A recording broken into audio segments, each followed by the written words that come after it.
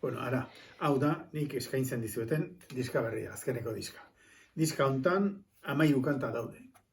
Hoitatik 4 dira Arkaizka Noren testuekin eginak.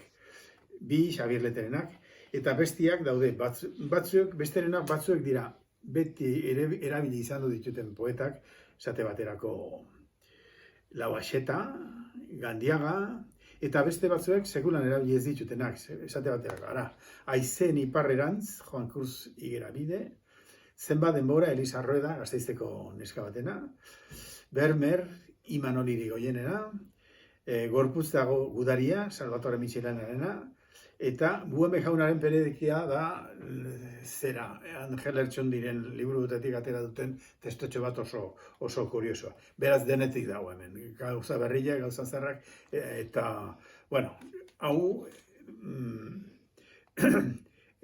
egiteko euki ditut laguntza bereziak